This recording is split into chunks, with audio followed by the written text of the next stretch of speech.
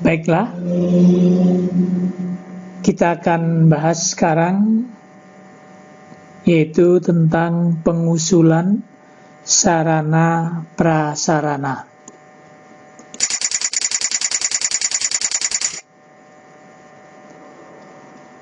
Apa sih yang dimaksud dengan pengusulan sarana prasarana itu?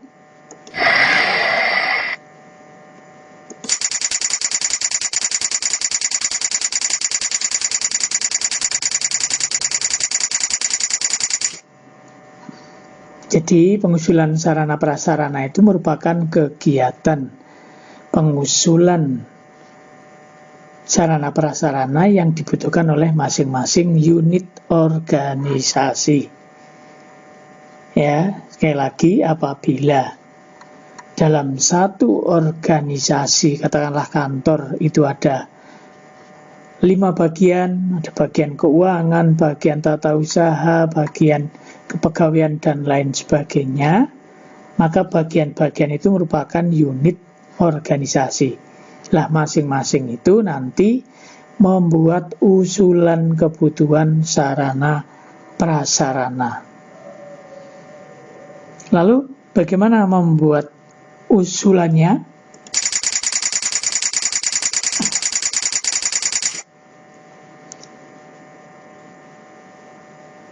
Yaitu yang pertama, usulan itu harus didukung dengan data yang lengkap dan detail. Misalkan kita mengusulkan untuk pengadaan komputer, maka komputernya itu prosesornya jenisnya apa, itu harus jelas. Apakah Core i3, Core i5, Core i7, dan lain sebagainya. RAM-nya berapa? Oh, jenis VRAM yang 16 GB. VGA-nya apa? Oh, VGA-nya ini yang 12 GB misalkan. Kemudian layarnya berapa inci, fitur-fiturnya apa saja, dan lain sebagainya. Ini harus detail. Harganya berapa, belinya di mana kira-kira, kemudian apakah ada ongkos kirim, dan lain sebagainya. Ini data harus lengkap dan detail.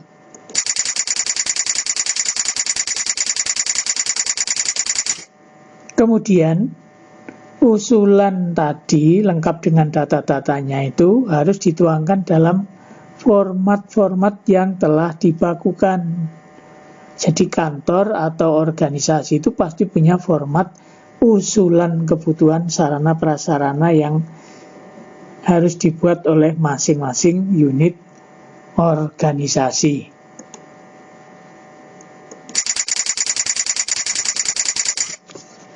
Kemudian bagaimana alur usulan sarana prasarana?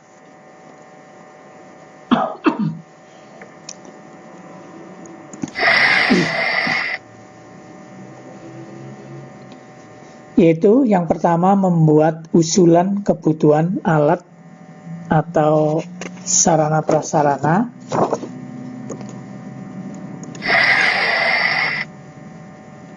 yang di dalamnya harus berisi informasi tentang sarpras yang masih ada dan masih dapat dipakai. Jadi misalkan kita mengusulkan laptop 10 buah karena jumlah karyawan kita yang membutuhkan 10. Maka disebutkan mengapa kita mengusulkan 10.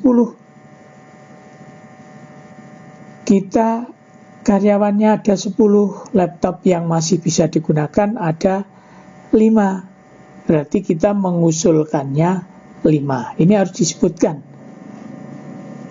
Alat atau sarana prasarana yang diusulkan itu yang masih ada dan masih dapat dipakai itu berapa.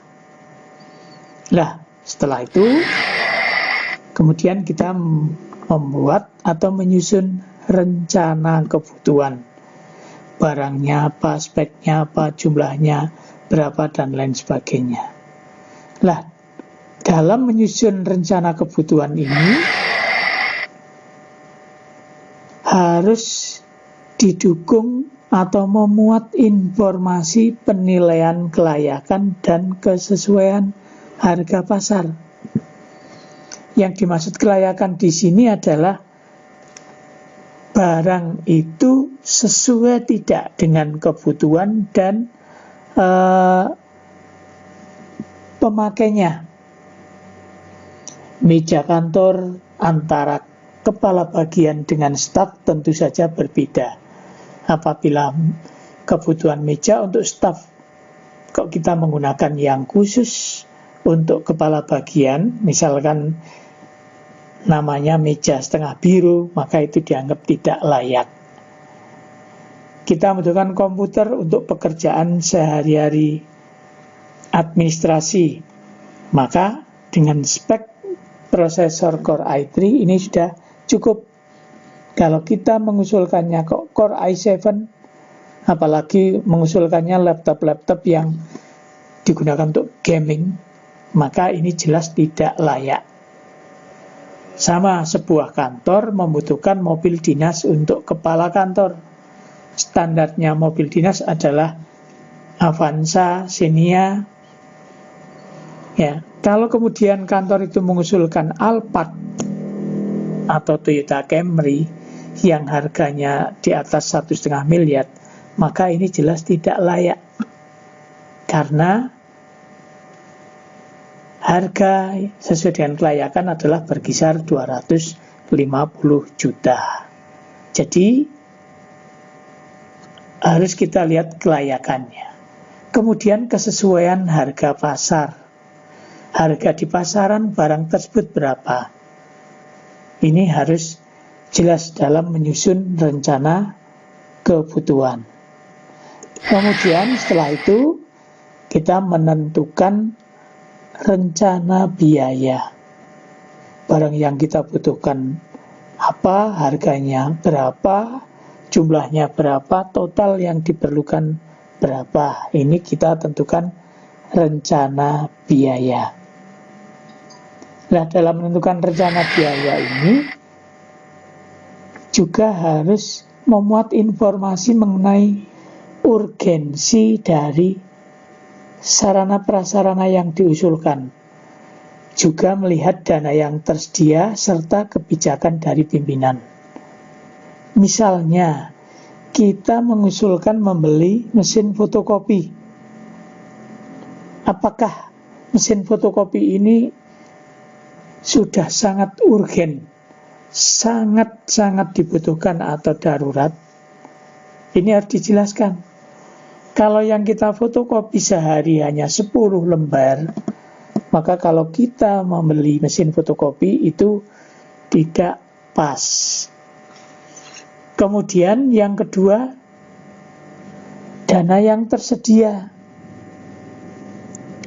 Ada enggak, tercukupi enggak dana yang dibutuhkan untuk beli barang itu? Kalau dananya tidak tersedia, ya otomatis barang itu tidak kita usulkan. Kemudian kebijakan pimpinan. Sebagai contoh misalkan, kita akan membeli laptop 10 buah yang akan digunakan untuk pekerjaan kantor sehari-hari. Tetapi pimpinan punya kebijakan, kita beli yang Core i3 9, kemudian yang Core i7 1. Dengan pertimbangan kalau nanti ada pekerjaan yang membutuhkan komputer spek tinggi, kita sudah punya. Mungkin untuk pengolahan data berupa video dan lain sebagainya. Nah, ini kebijakan pimpinan. Maka ini harus dipertimbangkan dalam penentuan rencana biaya. Kemudian berikutnya, menyusun skala prioritas. Setelah semua usulan itu masuk, maka kita rekap, kita lihat dana yang tersedia. Apabila dananya tidak mencukupi, maka kita terapkan skala prioritas. Skala prioritas ini adalah urutan urgensi dari peralatan. Sebagai contoh, kita membutuhkan laptop untuk mengerjakan pekerjaan sehari-hari. Untuk menggunakan laptop, melihat hasil pekerjaan yang dikerjakan dengan laptop, kita butuh printer. Untuk mengadakan, kita membutuhkan fotokopi. Maka urutan prioritas yang harus kita beli itu harusnya yang pertama adalah laptop dulu. Tidak mesin fotokopi dulu, tapi laptop dulu. Uangnya masih ada, kita belikan printer. Beli printer, uangnya masih ada, baru beli mesin fotokopi. Tapi kalau uangnya tidak cukup, maka mesin fotokopi yang kita coret. Ini namanya skala prioritas. Kemudian setelah itu baru kita mengajukan rencana kebutuhan.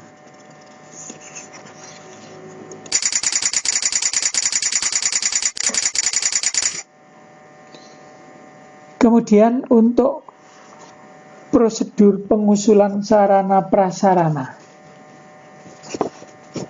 Apa sih yang dimaksud dengan usulan sarana prasarana ini?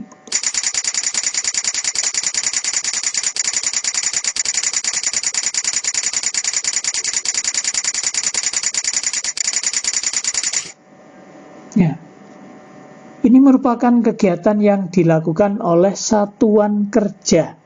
Jadi kalau satuan kerja ini organisasi, bukan kepala bagian keuangan, kepala bagian administrasi, dan lain sebagainya, tetapi dari kantor yang bersangkutan. Kalau sebuah sekolah, ya, ini adalah usulan dari sekolah. Nah, kegiatan ini yang dilakukan oleh satuan kerja ini merumuskan suatu kebutuhan sarpras. Ini harus berdasarkan pedoman atau aturan tertentu.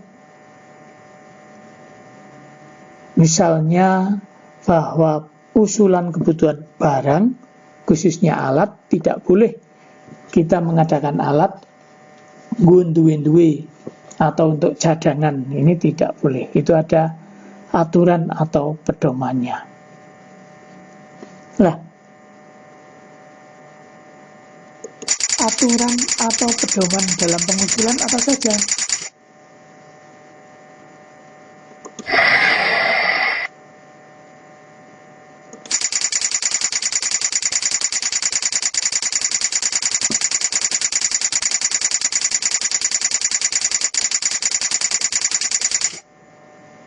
Yang pertama, usulan disesuaikan dengan rencana kegiatan masing-masing satuan organisasi yang akan menggunakan barang tersebut.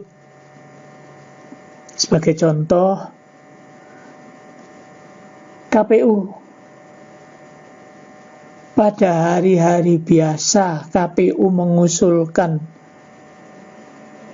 komputer 2, printer 2. Ini mungkin tidak akan disetujui. Mau digunakan untuk apa? Wong kebutuhannya sudah cukup. Tetapi karena dia mempunyai rencana kegiatan pemilu kada, pilkada yang akan dilaksanakan bulan Desember, pemilihan kepala daerah, di mana itu membutuhkan banyak sekali alat, komputer, printer, fotokopi, dan juga yang lainnya, maka bisa mengusulkan kebutuhan barang-barang tersebut. Ini sesuai dengan rencana kegiatan. Baik itu barang tidak habis pakai maupun barang habis pakai.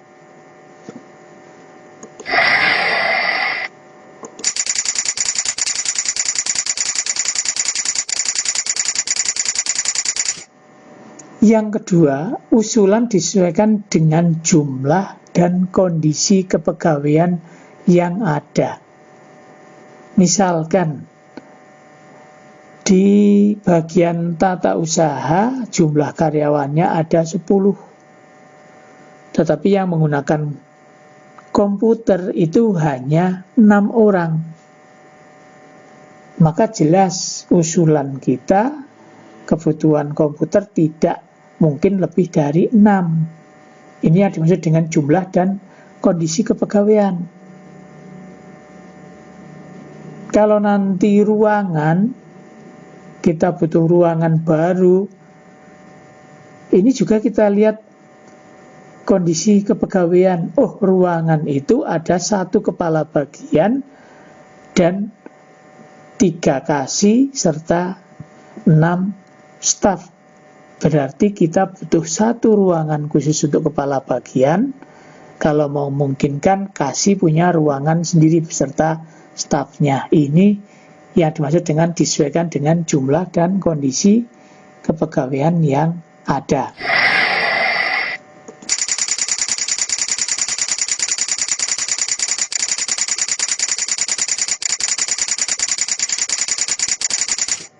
Kemudian yang ketiga, usulan ini disesuaikan dengan memperhatikan barang yang masih ada dan masih dapat digunakan seperti tadi saya jelaskan. Dalam satu kantor, laptopnya itu harusnya butuhnya 15. Laptop yang masih ada dan masih dapat digunakan hanya 10. Oh, berarti kita kurang 5. Maka usulan ini dengan memperhatikan barang yang masih ada dan masih dapat digunakan.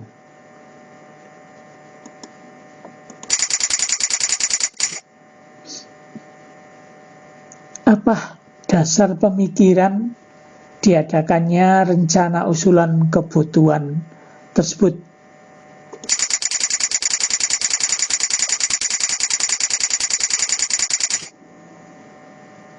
Dasar pemikirannya adalah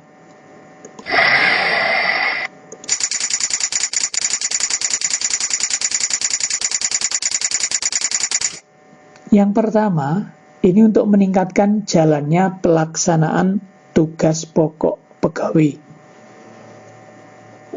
Kalau kita mengusulkan pengadaan komputer untuk pegawai yang tugas pokoknya adalah membuat surat,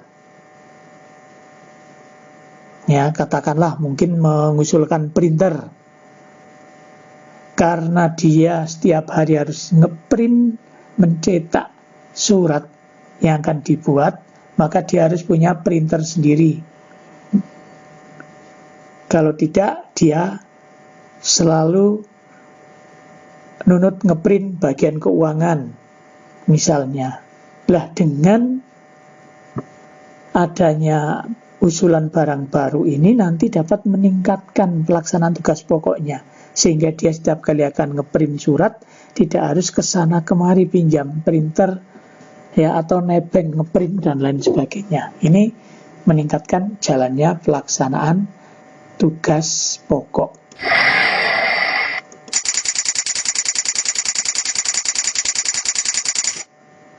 Yang kedua, untuk meningkatkan motivasi kerja pegawai. Biasanya kalau kita mempunyai alat baru, ya, kalau kita punya HP baru, maka biasanya seharian kita asik dengan HP-nya baru. Pegawai punya laptop baru, rasanya ingin kerja terus. Nah, ini diharapkan meningkatkan motivasi kerja pegawai. Sehingga kalau dia diberikan fasilitas untuk menyelesaikan pekerjaan, semangat kerjanya juga akan meningkat.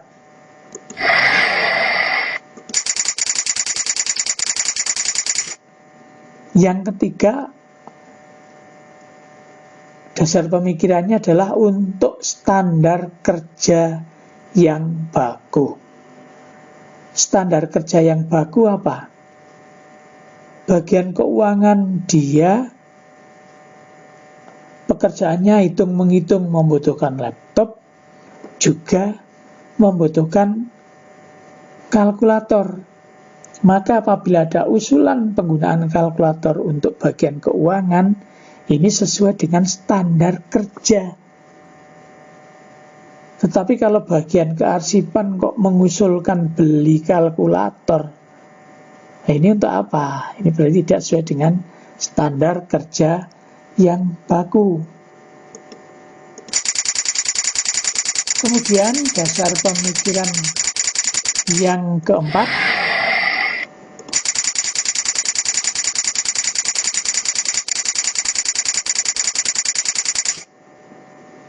untuk memperoleh kualitas barang sesuai dengan aspek penggunaannya. Dengan kita membuat usulan secara rinci dan detail, maka kita akan mendapatkan kualitas barang sesuai dengan kebutuhan. Saya membutuhkan printer yang bisa untuk fotokopi, ya bisa untuk scan. Usulannya detail lengkap. Nanti setelah kita beli barangnya, pas pada saat kita butuh fotokopian 1 lembar, kita butuh nyekan dokumen dan lain sebagainya, ini pas. Tapi kalau misalkan tidak kita sebutkan, mungkin kita beli printer biasa. Pada waktu kita akan nyekan dokumen, bingung, loh kok tidak bisa untuk scan. Ini berarti membuat perencanaannya tidak detail. Kemudian yang kelima, untuk menghindari pemborosan. Jadi kalau kita membeli barang lebih mahal dengan spek lebih tinggi, dengan fitur lebih lengkap, dengan fasilitas lebih banyak, itu bukan berarti boros. Ya, kita beli printer biasa seharga katakanlah 1 juta. Sedangkan kita beli printer yang bisa untuk scan, bisa untuk fotokopi, ada wifi-nya, harganya 1,5 juta. Maka membeli printer dengan harga 1,5 juta ini dianggap lebih sesuai dengan kebutuhan. Sehingga jangan sampai kita sudah beli printer, beli scan, ya, kemudian setelah itu beli alat wifi, maka ini menjadi boros. Jadi speknya harus sesuai dengan kebutuhan. Kemudian berikutnya, usulan berdasarkan pada macam dan jenis barang. Maksudnya apa?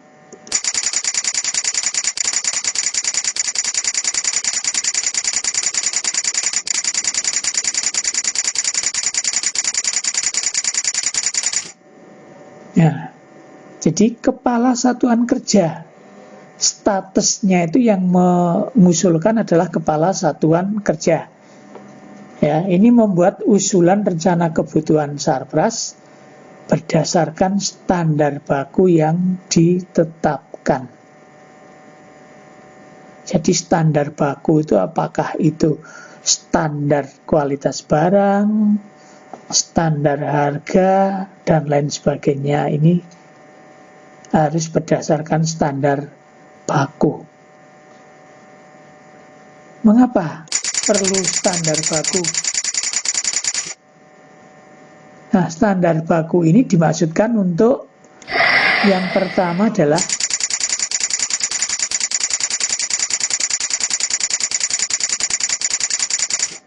memperoleh kepastian dan kebenaran sarana prasarana yang dibutuhkan. Jadi kita mengetahui apakah memang bagian A itu benar-benar membutuhkan sarana ini atau tidak. Ini yang dimaksudkan dengan standar baku ini. Oh, bagian keuangan itu membutuhkan laptop, ya membutuhkan kalkulator. Oh, bagian persuratan ya membutuhkan laptop, ya membutuhkan printer, dan lain sebagainya. Nah, apakah barang-barang itu memang dibutuhkan atau tidak? Seorang pesuruh atau ekspeditur, oh dia membutuhkan kendaraan untuk untuk ke sana kemari, membeli sesuatu, mengantarkan surat, mengantarkan sesuatu, maka dia membutuhkan sarana transportasi. Sehingga mungkin seorang pesuruh atau ekspeditur dia mendapatkan kendaraan dinas roda 2, tetapi karyawan yang lainnya tidak mendapatkan. Ini yang dimaksudkan dengan kepastian dan kebenaran sarana yang dibutuhkan.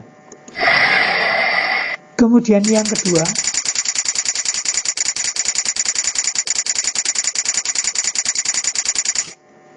memperoleh kepastian mutu dari sarana yang dibutuhkan. Kualitasnya harus jelas karena speknya sudah kita sebutkan secara detail, lengkap. Jadi kita tidak membeli barang berdasarkan murah tidaknya, tapi standar kualitasnya itu adalah baku atau terstandar. Oh, meja kerja standarnya, mereknya ini, ukurannya sekian, kayu yang digunakan jenisnya ini, dan lain sebagainya. Ini kepastian mutu. Kemudian standar baku yang ketiga,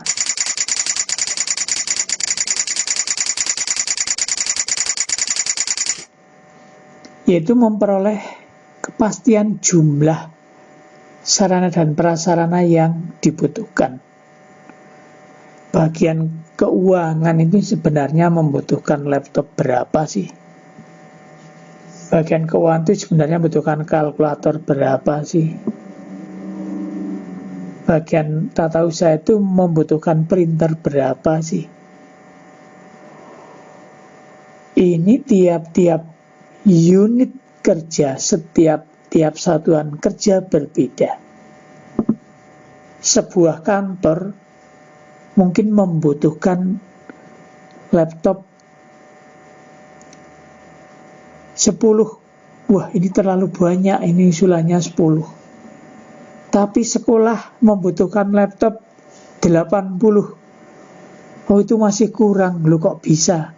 Karena jumlah sarana dan prasarana yang dibutuhkan berbeda. Sehingga kalau kantor mengusulkan komputer 10 buah, ini mungkin agak kesulitan. Tapi kalau sekolah mengusulkan 40 atau 80 komputer, mungkin masih kurang. Ini karena kebutuhannya berbeda.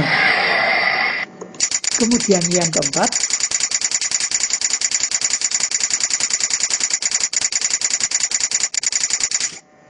memperoleh standarisasi dan normalisasi sarana yang dibutuhkan. Tadi saya sampaikan, oh, ini meja untuk staf seperti ini bentuknya.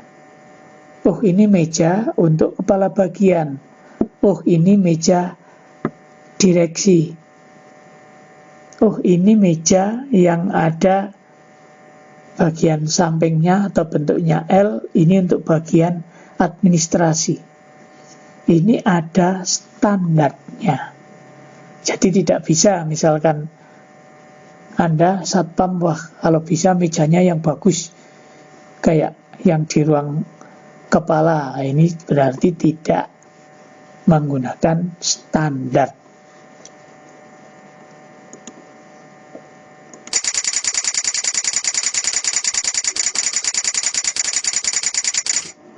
Kemudian sekarang proses penyusunan untuk barang bergerak dan barang tidak bergerak. Anda masih ingat yang dimaksud barang bergerak itu adalah barang-barang yang mudah dipindahkan. Sedang barang tidak bergerak, barang-barang yang tidak mudah dipindahkan, seperti bangunan, tanah, ya. Tetapi kalau komputer, laptop itu barang bergerak, mudah dipindahkan. Nah, untuk barang bergerak ini ada dua macam, ada barang bergerak habis pakai, ada barang bergerak tidak habis pakai. Lah, proses pengusulannya bagaimana?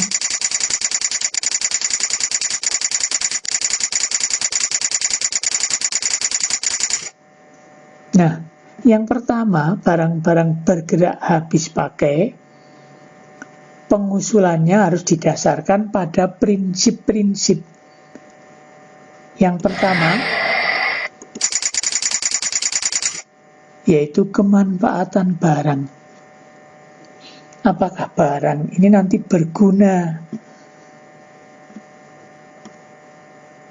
Saya membutuhkan kertas HVS untuk ngetik surat.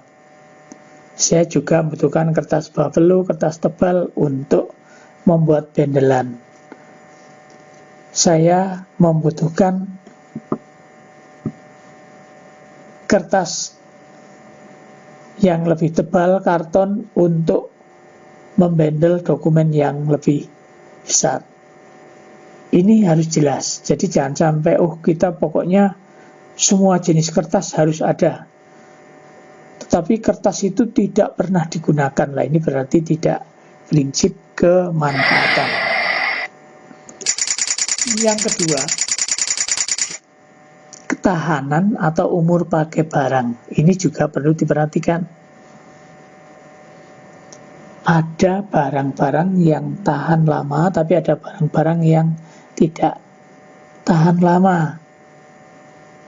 Kita beli spidol, karena saking lamanya spidol ini kering, tidak bisa digunakan. Maka ini perlu kita pertimbangkan. Jangan membeli langsung banyak, tetapi sedikit-sedikit. Tinta, jangan sampai tinta itu sudah kering karena terlalu lama. Ini harus diperhatikan. Kemudian yang ketiga,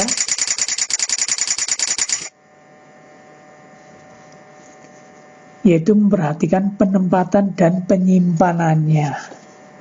Barang-barang itu penyimpanannya di mana? Jadi jangan sampai kita menyimpan kertas, kemudian kertasnya dimakan rayap. Berarti ini tidak mempertimbangkan prinsip penempatan dan penyimpanannya.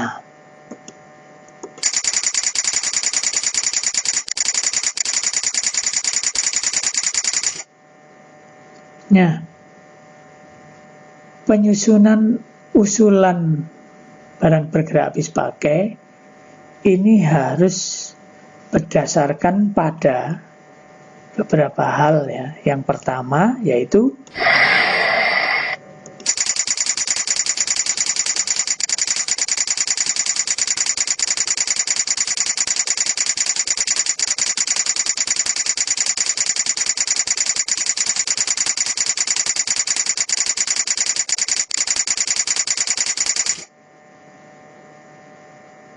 dibuatkan daftar penyusunan barang disesuaikan dengan kebutuhan dari rencana kegiatan masing-masing satuan kerja. Tadi saya mencontohkan KPU mendekati pilkada, dia butuh alat ini, printer butuh alat fotokopi, butuh alat komunikasi dan lain sebagainya. Dia butuh kertas untuk pengganaan dokumen dan lain sebagainya.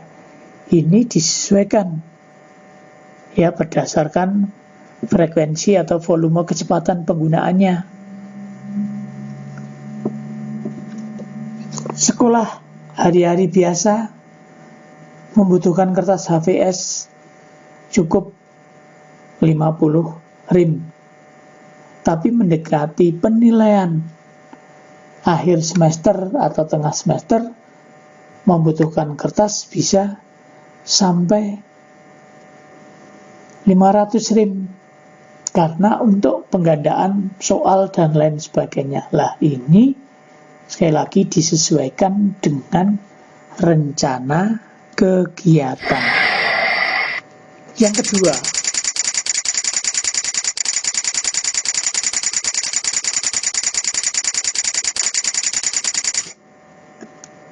dibuatkan daftar perkiraan biaya dan harga perkiraan untuk pengadaan barang setiap periodenya. Kertas HVS harganya berapa? 1 rem 100.000. Nanti 3 bulan ke depan mungkin harganya naik menjadi 105.000.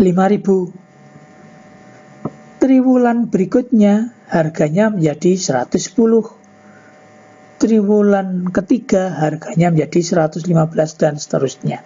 Ini dibuatkan perkiraan harga. Jadi jangan sampai kita membuat rencana kebutuhan harga kertas 100.000 selama 1 tahun. Pas kita akan beli harganya ternyata 120.000 sehingga tidak pas. Nah, ini harus dibuatkan perkiraan biaya dan harga. Yang ketiga,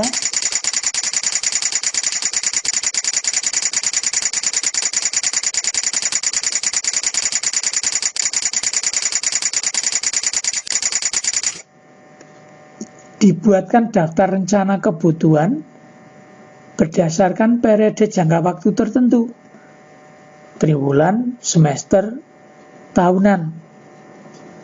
1 triwulan itu kita membutuhkan kertas berapa? 1 triwulan 150. 1 semester membutuhkan berapa? 1 tahun membutuhkan berapa? Nah, ini dibuat kebutuhannya. Kita tidak bisa 1 triwulan kita membutuhkan kertas 150. Berarti 1 semester 150 kali 2, 300. Ini tidak. Pada waktu triwulan pertama, sekolah masih biasa. Kebutuhan kertas mungkin hanya sekitar 100 rem. Tapi 1 semester kebutuhannya tidak 200, menjadi 600. Loh, kok bisa? Karena yang 400 rem itu diperlukan untuk penilaian akhir semester. Nanti dalam waktu 1 tahun berapa? Ini dibuat rencana kebutuhannya.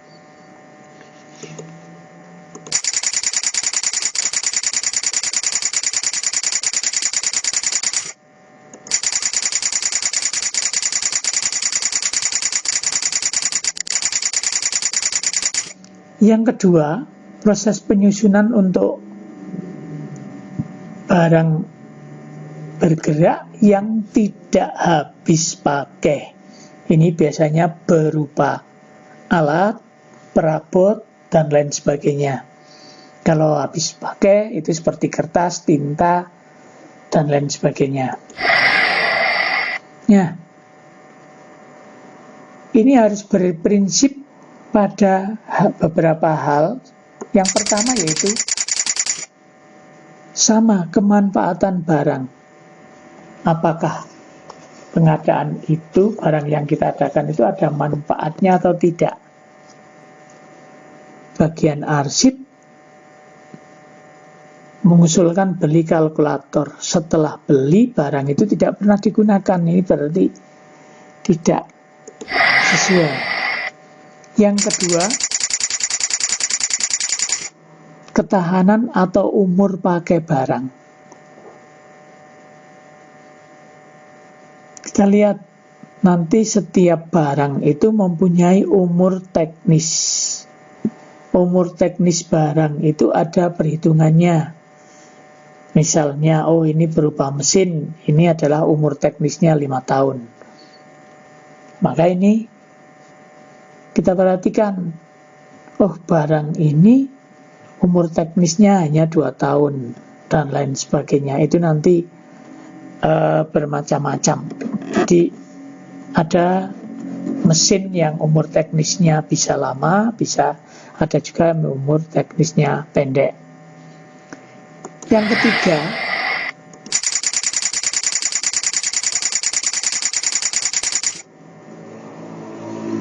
kita perhatikan penempatannya, perawatannya, atau pemeliharaannya.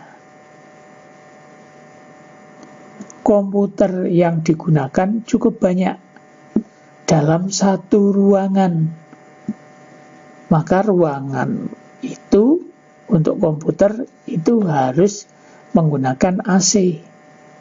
Karena kalau tidak, ruangannya akan panas sehingga alatnya cepat rusak. Ini hubungannya dengan perawatan dan pemeliharaan, penempatan, perawatan sekaligus pemeliharaannya. Oh, ruangan komputer ini harus ber-AC, listriknya harus stabil. Karena komputer itu tidak boleh powernya itu sering tiba-tiba mati. Oh, maka ruang komputer seharusnya ada UPS, Unit Power Supply. Sehingga kalau listrik mati, ada kesempatan untuk melakukan shutdown secara prosedural. Ini adalah hubungannya dengan penempatan, perawatan, dan pemeliharaan.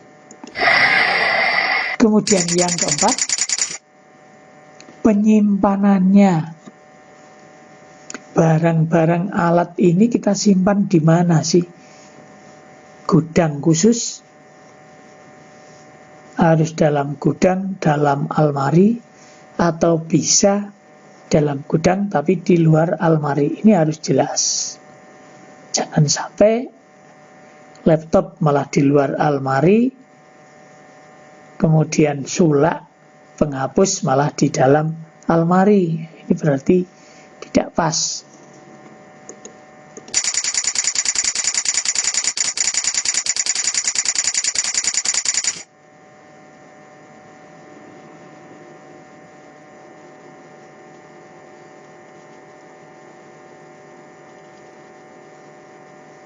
Kemudian khusus untuk barang tidak habis pakai, ini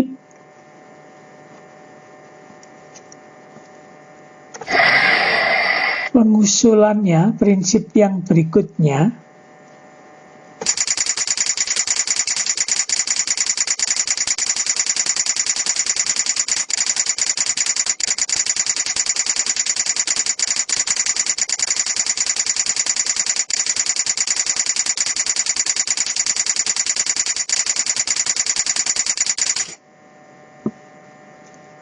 usulan perlengkapan, jadi perabot, peralatan, dan lain sebagainya,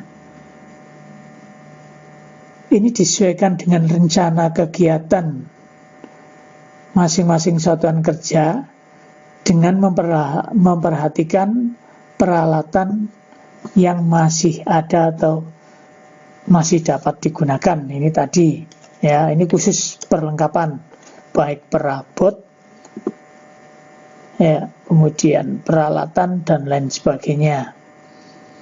Kemudian yang kedua,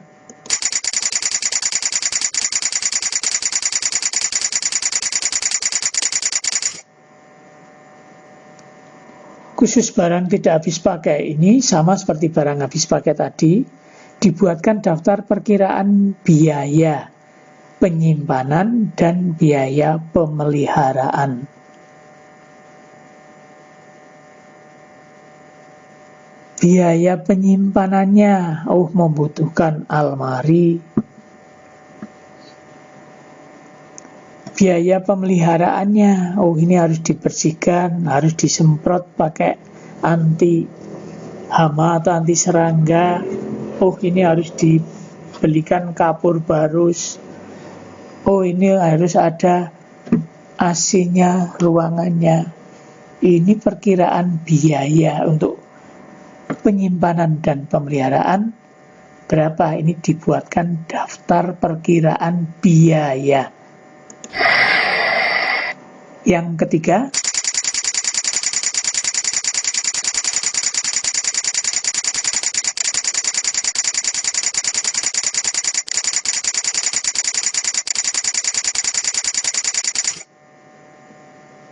sama, yaitu disiapkan daftar rencana kebutuhan berdasarkan periode, triwulan, semester, tahunan. Oh, kita membeli komputer pada semester kedua. Oh, membeli meja pada triwulan. Membeli mesin fotokopi itu di akhir tahun, periode tahunan dan lain sebagainya. Ini disusun daftar kebutuhannya berdasarkan periode jangka waktu tertentu.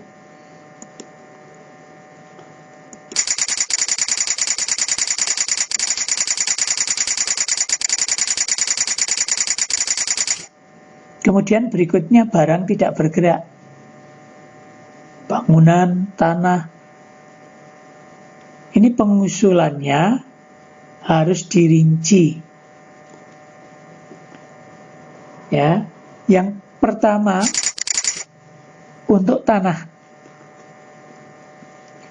Untuk pengusulan kebutuhan tanah ini harus memperhatikan beberapa hal. Yang pertama,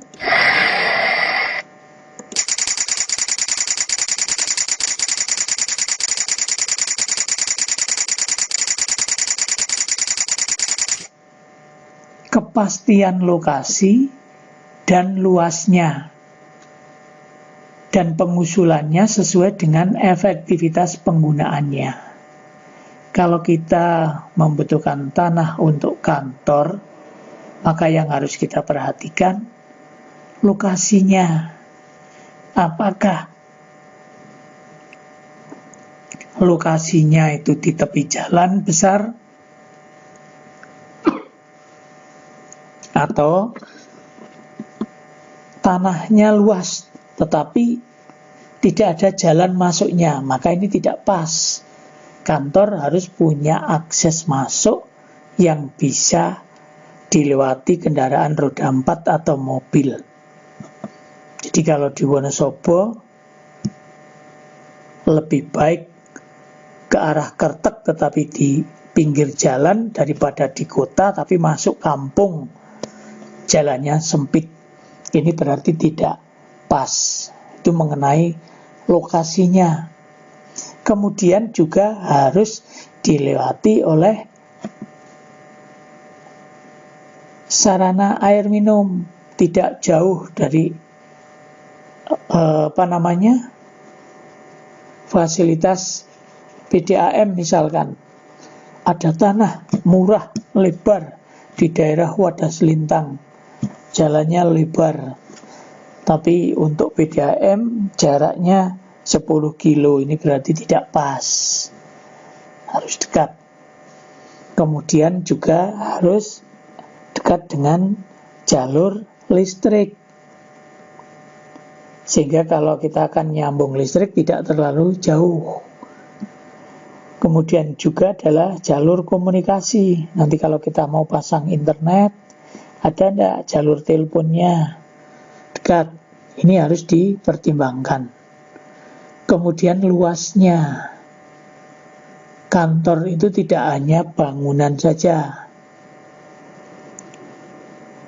Mereka selain ruang ya membutuhkan tempat parkir. Kalau untuk kebutuhan sekolah lebih lagi. Kita tidak hanya untuk ruang guru, ruang kelas. Oh, kita membutuhkan halaman. Kita membutuhkan tempat parkir, kita membutuhkan lapangan upacara, kita membutuhkan lapangan olahraga dan lain sebagainya. Sehingga kebutuhan luasnya ini berbeda dengan kantor pada umumnya. Kemudian yang kedua,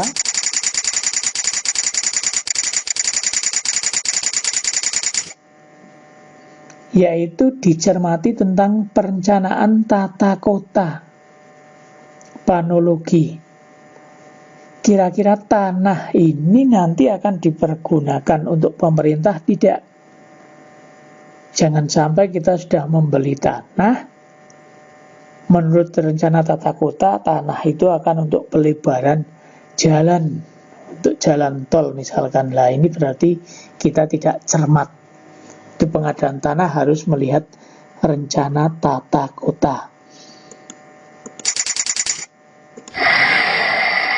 Kemudian yang ketiga,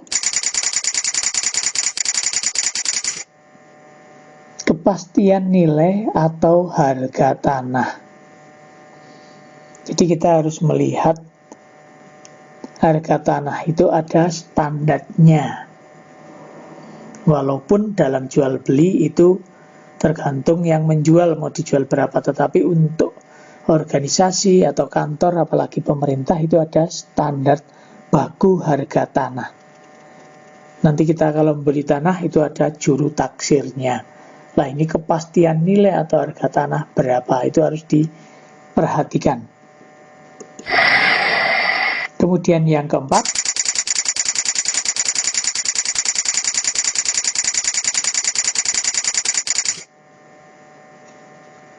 diusulkan kepada satuan pengadaan lengkap dengan data yang sah dan akurat. Jadi kalau mengusulkan tanah, datanya harus lengkap. Kalau perlu dilampirkan fotokopi dari sertifikat tanah, surat keterangan bahwa tanah itu tidak dalam jaminan bank. Ya, ini harus jelas dan akurat. Ya, jangan sampai kita merencanakan beli tanah, ternyata tanahnya adalah suratnya tidak lengkap, tanah masih dalam sengketa, atau itu tanah wakaf dan lain sebagainya. Ini harus jelas nanti diusulkan. Kemudian barang tidak bergerak yang kedua yaitu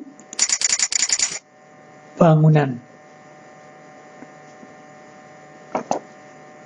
Untuk pengusulan barang tidak bergerak berupa bangunan, ini harus memperhatikan beberapa hal. Yang pertama,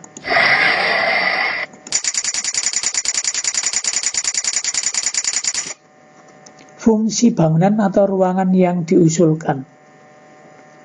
Ini mau digunakan untuk apa? Oh, ini ruangannya untuk ruang pertemuan. Sehingga bentuk bangunannya seperti ini, lebar, di tengah tidak ada tiangnya, dan besar. Oh, ruangan ini nanti untuk ruang tamu. Ruangan ini untuk kepala bagian, ruangan ini untuk bagian pengadaan, dan lain sebagainya. Ini fungsinya apa? Ini harus diperhatikan. Jadi kalau bangunan itu untuk ruang biasa, dengan bangunan untuk bengkel, itu berbeda. Konstruksi bangunannya nanti berbeda. Kemudian yang kedua,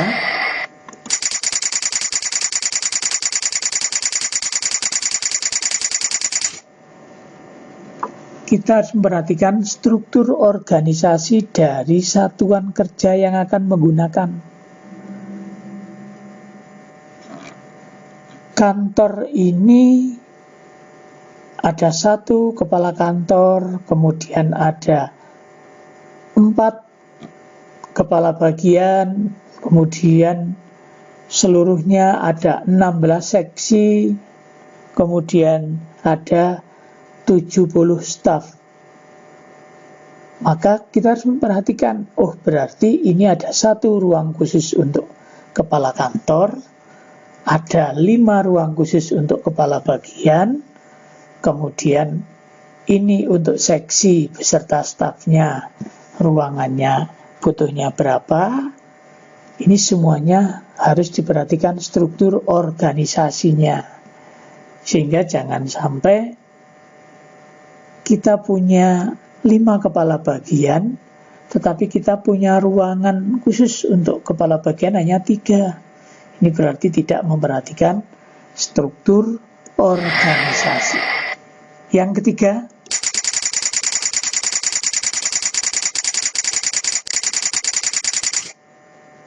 perkiraan jumlah unit, ruang, dan pemakai yang akan menempati.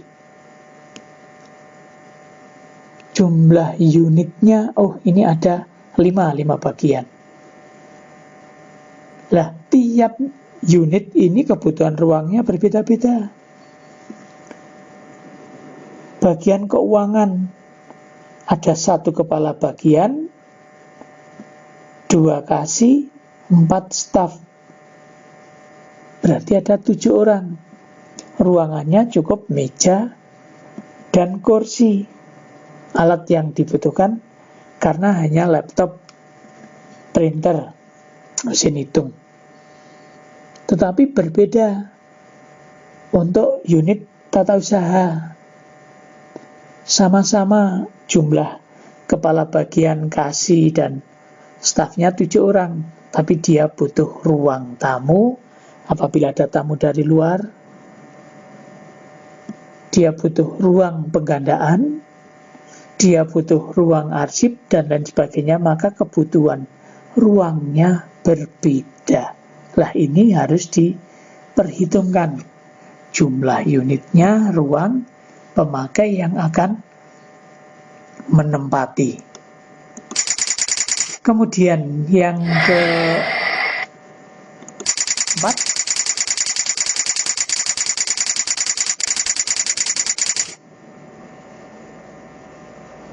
jenis dan peralatan atau sarana prasarana yang akan ditempatkan. Bagian keuangan yang ditempatkan hanya laptop, printer. Maka dia ruangannya mungkin butuhnya ukurannya tidak begitu lebar. Tetapi tata usaha tadi saya sampaikan, peralatan yang ditempatkan itu nanti ada mesin pengganda, ada mesin jilid mungkin, ada almari arsip, dan lain sebagainya. Nah, ini kebutuhan bangunannya jelas berbeda dibandingkan dengan bagian keuangan tadi. Ini karena jenis peralatan yang akan ditempatkan berbeda. Kalau sekolah, bengkel berbeda lagi. Bengkel otomotif dengan bengkel listrik berbeda. Oh, alatnya ini lebih besar, lebih banyak, yang ini alatnya sedikit. Bengkel audio video, mungkin yang dibutuhkan hanya laptop atau komputer, kemudian meja kerja. Tetapi untuk otomotif yang dibutuhkan, oh ini kita punya dongkrak hidrolik, kita punya alat untuk spooring, untuk balancing, oh ini alat untuk lift untuk mengangkat mobil dan lain sebagainya. Ini jenis peralatannya berbeda. Lah, ini nanti harus diperhatikan. Kemudian yang kelima, yang harus diperhatikan adalah kepastian perhitungan jumlah dan luas bangunan. Jadi luas keseluruhan bangunan yang dibutuhkan itu berapa? Bangunannya hanya 1 atau 3 terpisah-pisah. Ini harus dipastikan. Ini apabila kita akan membuat atau pengadaan untuk bangunan.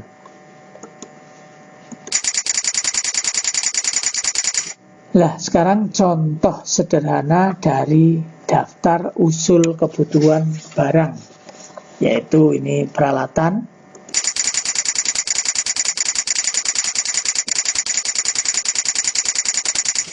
Misalnya satuan kerjanya adalah SMK 1 Wonosobo,